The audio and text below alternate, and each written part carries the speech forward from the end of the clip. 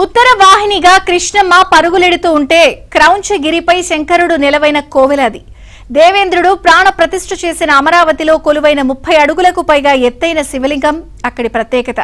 పంచారామ క్షేత్రాలలో మొదటిదైన అమరారామ క్షేత్రం మహాశివరాత్రి వేడుకలకు సిద్ధమైంది.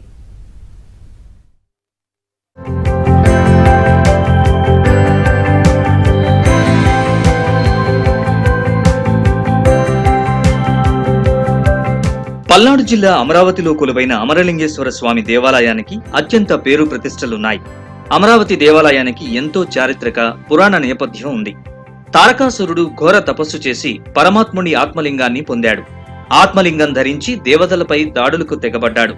తారకాసురుడి దెబ్బకు తాళలేని దేవతలు పరమశివుడి వద్దకు వెళ్లి వేడుకోగా కుమారస్వామి చేతిలో తారకాసురుడికి మరణం ఉందని చెప్పాడు. కుమారస్వామి అనేకసార్లు యుద్ధం చేసి తారకాసురుడిని ఓడించినా సంహరించలేకపోయాడు.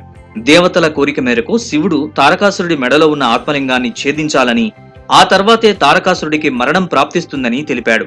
కుమారస్వామి యుద్ధం చేసి తారకాసురుడి మెడలో ఉన్న ఆత్మలింగాన్ని ఛేదించాడు. 5 ముక్కలైన ఆత్మలింగం ఆంధ్ర రాష్ట్రంలో 5 చోట్ల పడింది. ఈ 5 చోట్ల దేవతలు ఒకేసారి శివలింగాలకు ప్రాణప్రతిష్ఠ చేశారు. దేవేంద్రుడు లింగ ప్రతిష్ఠ చేసిన అమరారామం పంచారామాలలో మొదటిది. అమరావతి ఆలయంలో 30 అడుగులపైనే శివలింగం ఉంటుంది. శివలింగానికి అభిషేకం చేయడానికి అర్చకులు మొదటి అంతస్తు పైకి వెళతారు. శివం కరోతి శివ అన్నారు. అంటే శివనామం చెప్పడమే శుభము, అది అన్ని శుభాలకు ప్రతీక అన్నమాట. అటువంటి శివనామం చెప్తూ ఈ శివరాత్రి రోజున జాగారం చేస్తూ శివ కళ్యాణం చూసినట్లయితే మనుషులకి ఉన్నటువంటి ఈతి బాధలన్నీ తొలగిపోతాయట.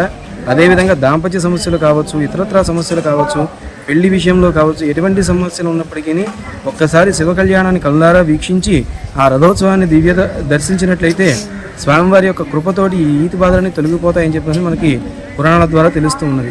కావున భక్తులందరూ కూడా ఈ సేవల్ని వినియోగించుకోవాల్సిందిగా కోరుతూ ఉన్నాము. మహాశివరాత్రి రోజున స్వామికి మొక్కులు తీర్చుకునేందుకు వివిధ ప్రాంతాల నుంచి భక్తులు తరలి వస్తూ ఉంటారు.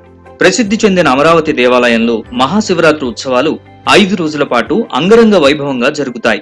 స్వామివారి కళ్యాణం, రథోత్సవం తిలకించేందుకు భక్తులు పెద్ద ఎత్తున తరలివస్తారు. మహాశివరాత్రి సందర్భంగా వేలాదిగా వచ్చే భక్తుల కోసం అన్ని ఏర్పాట్లు చేస్తున్నామని ఆలయ అధికారులు చెబుతున్నారు. తాగునీరు సమస్య లేకుండా చర్యలు తీసుకున్నామన్నారు. కృష్ణానది ఘాట్లో భక్తుల కోసం జల్లు స్నానం ఏర్పాటు చేశారు. దేవస్థానంలో ఎక్కడా కూడా ఎండ తగలకుండా చలువు పందిలు వేసి ఉన్నాము. భక్తులందరికీ కూడా మజ్జిగ, వాటర్ ప్యాకెట్స్ ఇవ్వడానికి ఒక 10 టీములను సిద్ధం చేసుకుని ఉన్నాము. వివిధ డిపార్ట్మెంట్లతో ఇప్పటికే 2 సార్లు సమన్వయ సమావేశం ఆర్డీఓ గారి అధ్యక్షతను నిర్వహించి ఉన్నాము. మెడికల్ అండ్ హెల్త్ కానీ, శానిటరీ కానీ, పంచాయతీ, రెవెన్యూ డిపార్ట్మెంట్, అలాగే వచ్చేసేటప్పటికి పోలీస్ డిపార్ట్మెంట్ సహకారంతో ఈ ఉత్సవాలను ఎంతో ఘనంగా నిర్వహిస్తాము. 26/2/2025న ఆ స్వామివారిది మహాశివరాత్రి పర్వదినాన ఉదయాన్నే 4 గంటల నుంచి సాయంత్రం 4 గంటల వరకు కూడా అభిషేక కార్యక్రమాలు నిర్వహించబడతాయి.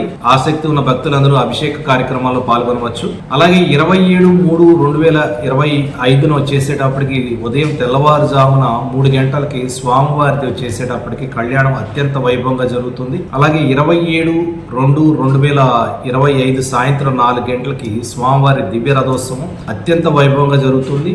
ఈ దివ్య రథోత్సవానికి సుమారుగా 40 నుంచి 50,000 మంది భక్తులు వస్తారని చెప్పి ఒక అంచనా ఉంది. వీరికి ఎలాంటి ఇబ్బందులు లేకుండా లా అండ్ ఆర్డర్ విషయంలో కానీ, అలాగే ఇంకో పారిశుద్ధ విషయంలో కానీ అన్ని డిపార్ట్మెంట్ లో సమన్వయం చేసుకుంటూ ఏర్పాట్లు అన్ని కూడా ఇప్పటికే పూర్తి చేసి ఉన్నాము. ఈ 2 రోజులు కూడా ఉదయం నుంచి సాయంత్రం వరకు ఉచిత ప్రసాదాలు సరఫరా జరిగేట్టుగా చూస్తున్నాము. అమరావతిలో అత్యంత వైభవంగా జరిగే శివరాత్రి రథోత్సవాన్ని ఒక్కసారైనా తిలకించాల్సిందే.